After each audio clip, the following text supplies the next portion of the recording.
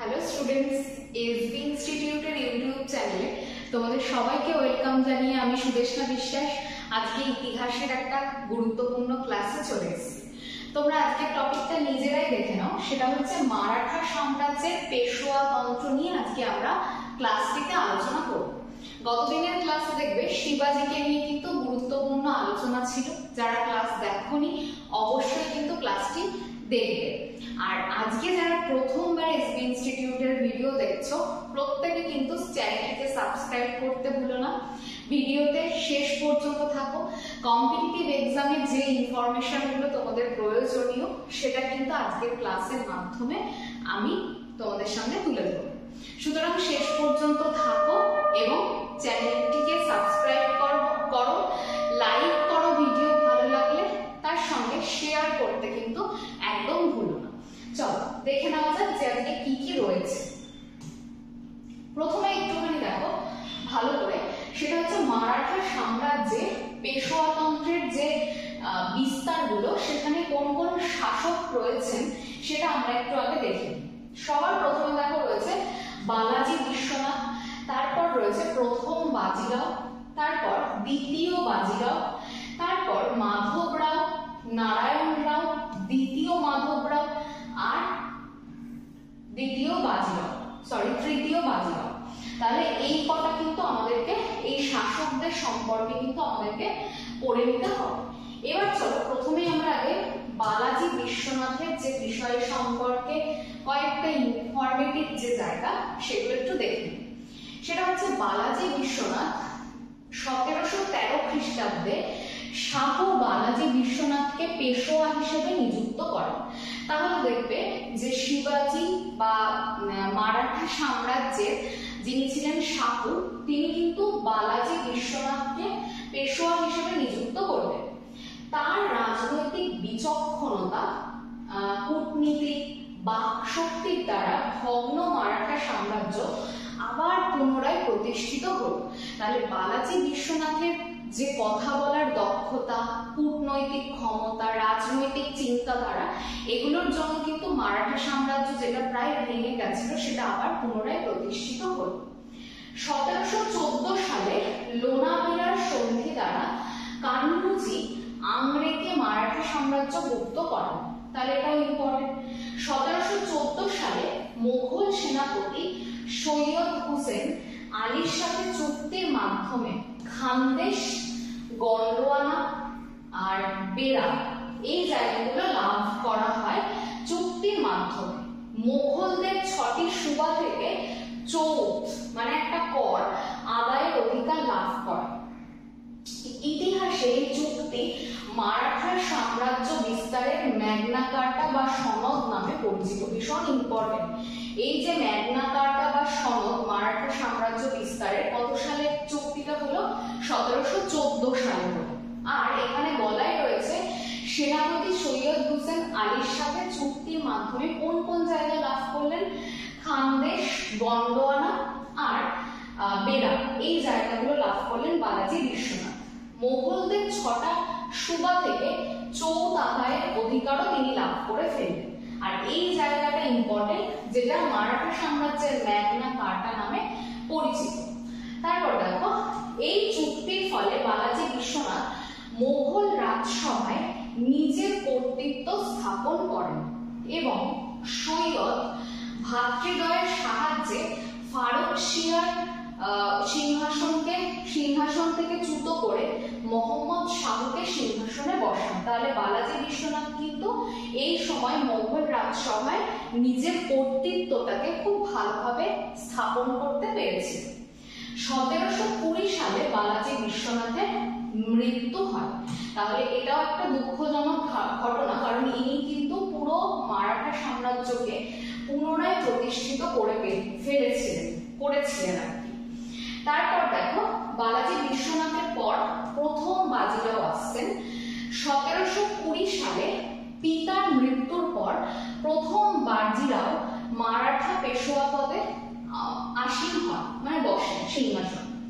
বাজিরাও এবং শিবাজির পর শ্রেষ্ঠ গেরিলা যুদ্ধ বিশারদ হিসেবে প্রথম বাজিরাও কিন্তু নিজেকে প্রতিষ্ঠিত করে। তাহলে আমরা সেই আগের দিনের ক্লাসে পড়েছিলাম শিবাজি কিন্তু গেরিলা যুদ্ধে পটু ছিলেন।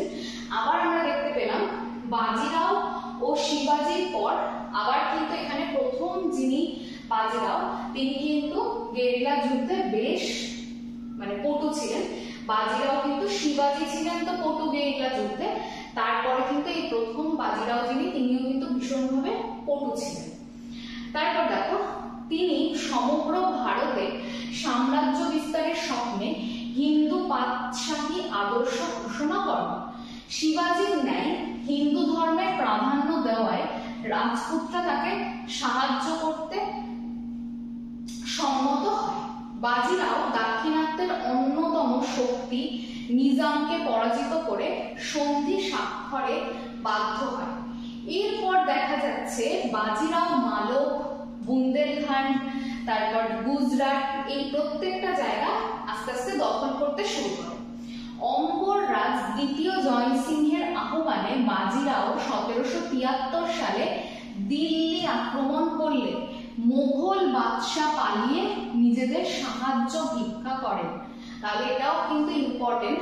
অম্বররাজ দ্বিতীয় জয়সিংহের আহ্বানে কিন্তু কি হলো, এই দিল্লি আক্রমণ করলেন এবং তখন কিন্তু আস্তে আস্তে মোগল সাম্রাজ্যের যারা প্রধান ছিলেন তারা কিন্তু বাদশাহ ছিলেন, তারা কিন্তু নিজামের কাছে সাহায্য ভিক্ষা করতে শুরু করলেন। 1738 সালে মোগল এবং নিজাম বাহিনী পরাজিত হয়ে বাজিরাওকে নর্মদা থেকে চম্বল এই পুরো জায়গাটাকে দান করে দেন। 1739 সালে বাজিরাও প্রাতা, চিমনজি, আপ্পারাও এবং পর্তুগিজদের পরাজিত করে বেসিন এবং সলসেটের দখল করেন। এই বছর পারস্য অধিপতি নাদির শাহ ভারত আক্রমণ করলে মাতৃভূমির রক্ষার্থে প্রতিবেশী মুসলিম শাসকদের সাথে সন্ধি করে প্রতিরোধ গড়ে তোলে। তারপর দেখো মারাঠা সাম্রাজ্যে তার অসামান্য অবদানের জন্য এই প্রথম বাজিরাওকে বলা হয় মারাঠা জাতির নেপোলিয়ান। এটা কিন্তু খুব খুব ইম্পর্টেন্ট জায়গা। মারাঠা জাতির নেপোলিয়ান কাকে বলা হয়? প্রথম বাজিরাওকে বলা হয়। 1740 সালে মাত্র 42 বছরে প্রথম বাজিরাও কিন্তু মৃত্যুবরণ করেন। তাহলে মারাঠা জাতির নেপোলিয়ান বলা হয় কাকে? প্রথম বাজিরাওকে। দেখো শিবাজির সময় মারাঠা শক্তি কতটুকু বিস্তার লাভ করেছিল, আর পরে দেখো আস্তে আস্তে ভারতের অনেকটা অংশ প্রায় কি হয়ে গেছিল, এই মারাঠা শক্তি অন্তর্ভুক্ত হয়ে গেছে। দেখো শিবাজির সময় কিছুটা জায়গা এখানে এই সমস্ত জায়গাগুলোতে কিন্তু ছিল মারাঠা শক্তি বা সাম্রাজ্য। তারপর দেখো ভারতের অধিকাংশ এলাকাটাই কিন্তু কি হয়ে গেল, এই মারাঠা শক্তির অধীনে চলে গেল এবং অধিকাংশ জায়গাটাই কিন্তু আস্তে আস্তে এই পেশোয়া তন্ত্রের মাধ্যমে চারিদিকে কিন্তু এই মারাঠা শক্তি বিস্তার লাভ করতে শুরু করলো। তারপর দেখো বালাজি বাজিরাও বা দ্বিতীয় যে বাজিরাও তার সম্পর্কে কি রয়েছে। দেখো বলছে ফার্স্ট যে তথ্যটা, পিতার মৃত্যুর পর বালাজি বাজিরাও কিন্তু পেশোয়া হিসেবে অধিষ্ঠিত হন। পিতার হিন্দু পাতশাহী আদর্শ ত্যাগ করে ঘোর সাম্রাজ্যবাদী নীতি দ্বারা হিন্দু রাজাদের বিরুদ্ধে যুদ্ধ করতে থাকে কে? এই বালাজি বাজিরাও বা দ্বিতীয় বাজিরাও কিন্তু হিন্দু রাজাদের বিরুদ্ধে যুদ্ধ করতে শুরু করে। বালাজি বাজিরাও মহীশূরের কিছু অংশ এবং কর্ণাটক আস্তে আস্তে দখল করে ফেললেন। 1751 সালে মারাঠা সেনাপতি রঘুজি ভোসলে বারংবার বাংলা আক্রমণ করে আলীবর্দী খাঁর কাছ থেকে উড়িষ্যা দখল করেন। তাহলে এটাও ইম্পর্টেন্ট জায়গা। 1757 সালে আফগান শাসক আহমদ শাহ আবদালির প্রতিনিধি নজফ উদ দৌলাকে বিতাড়িত করে দ্বিতীয় শাহ আলমকে সিংহাসনে বসানো হয়। 1760 সালে উদগিরের যুদ্ধে নিজামকে পরাজিত করলে নিজাম বিজাপুরের দৌলতাবাদ এবং আশিরগড় এই দুটো জায়গা ছেড়ে দেয়। এরপর একে একে লাহোর, সিন্ধু অঞ্চল দখল হয়। তারপর রঘুনাথ রাও আবদালি পুত্র তৈমুরকে পাঞ্জাব থেকে বিতাড়িত করলে আবদালি পুনরায় দিল্লি আক্রমণ করে।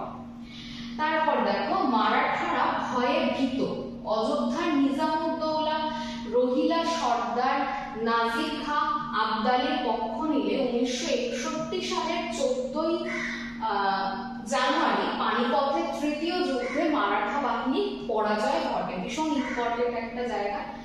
এই যে যুদ্ধে সদাশিব রাও এবং তার পুত্র বিশ্বাস রাও সহ 22 জন সেনাপতি এবং 20,000 সৈন্য মারা যায়। মানে সাংঘাতিক একটা বড় বিপর্যয় এই সময় ঘটেছিল। এই যুদ্ধের পরাজয়ে মারাঠাদের অপরাজেয় যে নীতি সেটা কিন্তু ধূলিসাৎ হয়েছে। এই যুদ্ধের হার মেনে নিতে না পেরে বালাজি বাজিরাও ভগ্ন হৃদয়ে মারা যান 1961 সালে। তাহলে দেখো বালাজি বাজিরাও তো অবশ্যই অনেক কিছুই করেছেন, কিন্তু তারপরেও কিন্তু তিনি এই যুদ্ধের যে পরাজয়, তৃতীয় পানিপথের যুদ্ধের যে পরাজয়, সেটাকে মেনে না নিতে পেরে ভগ্ন হৃদয়ে তিনি কিন্তু আস্তে আস্তে মৃত্যুবরণ করলেন। এরপর দেখো রয়েছে মাধব রাও সম্পর্কে কি বলছে দেখো বলছে পিতার মৃত্যুর পর মাধব রাও মাত্র 17 বছর বয়সে পেশোয়া পদে অধিষ্ঠিত হন। তার সুযোগ্য নেতৃত্বে মারাঠা সাম্রাজ্য পুনরুজ্জীবিত হয়ে উত্তর এবং দক্ষিণ ভারতে কিন্তু কর্তৃত্ব স্থাপন করে।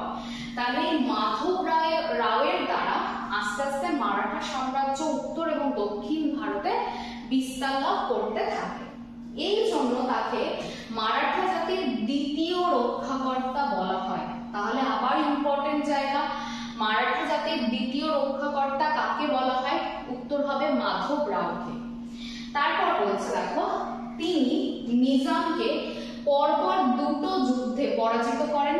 মহীশূরের অধিপতি হায়দার আলীকে সন্ধি করতে বাধ্য করেন। তারপর 1772 সালে তার হঠাৎ করে মৃত্যুর পর মারাঠা সাম্রাজ্যের ভীষণভাবে কিন্তু একটা ক্ষতি হয়ে যায়, কারণ এই সময় তিনি কিন্তু দুটো যুদ্ধে পরাজিত করেছিলেন নিজামকে এবং মহীশূর অধিপতি হায়দার আলীকে সন্ধি করতেও তিনি বাধ্য করেছিলেন। মানে তিনি আস্তে আস্তে কিন্তু মারাঠা জাতির কাছে কিন্তু ভীষণ গুরুত্বপূর্ণ হয়ে উঠছিলেন।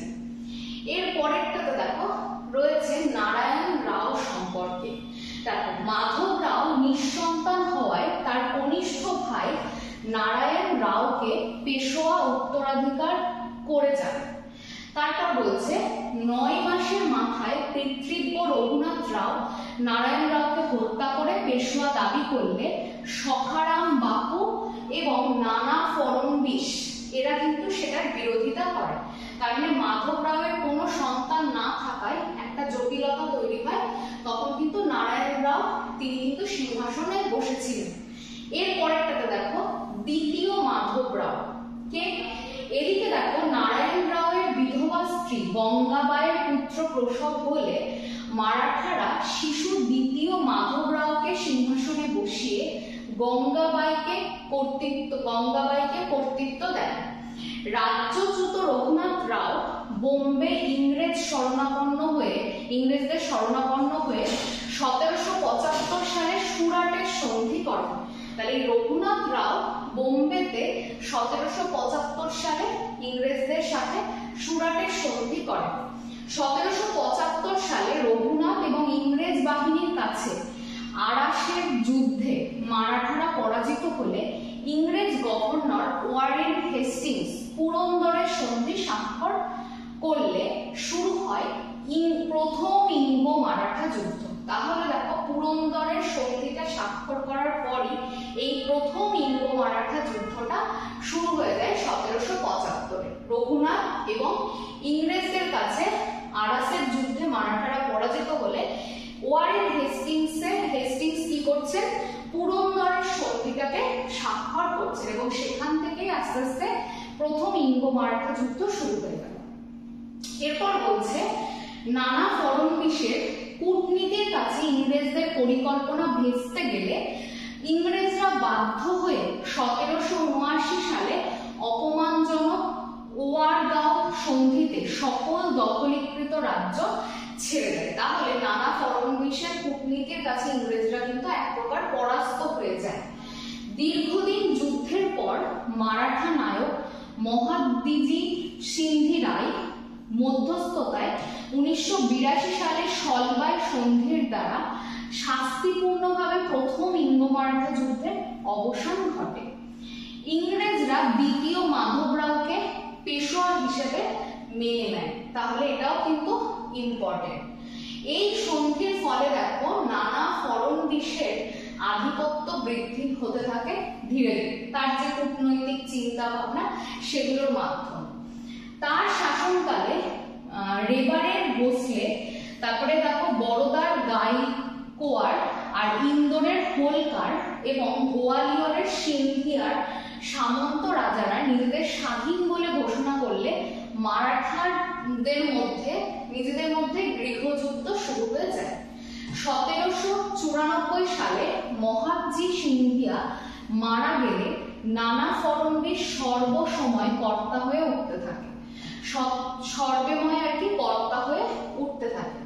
1796 সালে দ্বিতীয় মাধবরাওয়ের মৃত্যুর পর রঘুনাথ রাওয়ের যে পুত্র দ্বিতীয় বাজিরাও, তিনি কিন্তু দ্বিতীয় পেশোয়া পদে অধিষ্ঠিত হন বা বসেন। রয়েছে দ্বিতীয় বাজিরাও। কি বলছে দ্বিতীয় বাজিরাও সম্পর্কে? পেশোয়া হয়ে তিনি নানা ফড়নবিশের বিরোধিতা করতে থাকেন। 1800 সালে নানা ফড়নবিশের মৃত্যুর পর সামন্ত রাজাদের অত্যাচারে দ্বিতীয় বাজিরাও পালিয়ে ইংরেজদের সাথে 1802 সালে বেসিনের সন্ধি করে। তাহলে বেসিনের সন্ধি কত সালে হয়? 1802 সালে হয়। বেসিনের চুক্তির শর্তগুলো মেনে নিতে না পেরে দ্বিতীয় বাজিরাও সিন্ধিয়া ভোসলেকে ইংরেজদের বিরুদ্ধে যুদ্ধের উৎসাহ দিতে থাকে। ফলস্বরূপ সিন্ধিয়া এবং ভোসলেরা যুদ্ধ ঘোষণা করলে শুরু হয়ে যায় আবার 1803-এ দ্বিতীয় ইঙ্গ-মারাঠা যুদ্ধ। এই সালগুলোকে খুব ভালো করে মনে রাখবে। ইংরেজদের বিরুদ্ধে বারবার যুদ্ধে পরাজিত হয়ে তারা যথাক্রমে সুরজ, অর্জুনগাঁও, দেবগাঁও সন্ধি দ্বারা অধীনতামূলক মিত্রতা নীতি মেনে নিলে দ্বিতীয় ইঙ্গ-মারাঠা যুদ্ধের অবসান হয় 2 বছর পর 1805 সালে। দ্বিতীয় বাজিরাও বেসিনের চুক্তি স্বাক্ষর করলেও তা মেনে নিতে না পেরে সমগ্র মারাঠাদের নিয়ে ঐক্যবদ্ধ করার চেষ্টা করেন।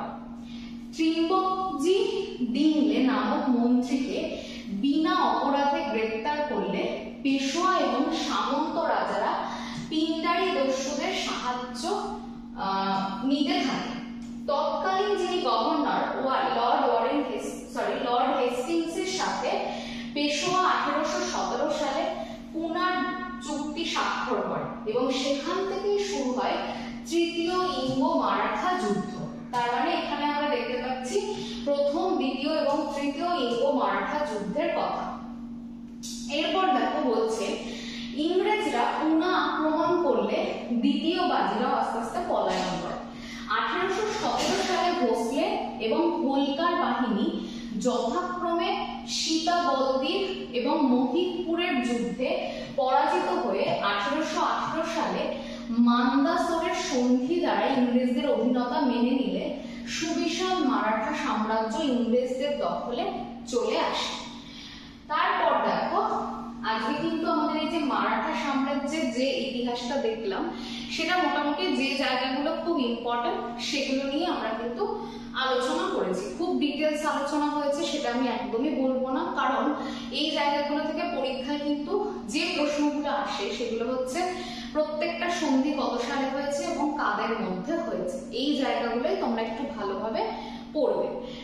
আগামী দিনে আমরা ইতিহাসের কিন্তু আধুনিক ভারতের যে ইতিহাস সেইগুলো নিয়ে আলোচনা আস্তে আস্তে শুরু করতে চলেছি। তোমরা অবশ্যই কিন্তু এসবি ইনস্টিটিউটের ইউটিউব চ্যানেলটিকে সাবস্ক্রাইব করে রেখো, আর তার সঙ্গে অবশ্যই কিন্তু একটা লাইক এবং শেয়ার করতে একদম ভুলো না। তাহলে দেখা হচ্ছে পরবর্তী ক্লাসে। ইতিহাসের একটা গুরুত্বপূর্ণ পার্ট নিয়ে আসবো পরের সপ্তাহে। ততক্ষণ তোমরা প্রত্যেকে ভালো থেকো এবং সুস্থ থেকো আর নিজেদেরকে ভালো রাখার চেষ্টা করো। দেখা হচ্ছে পরবর্তী ক্লাসে। Thank you.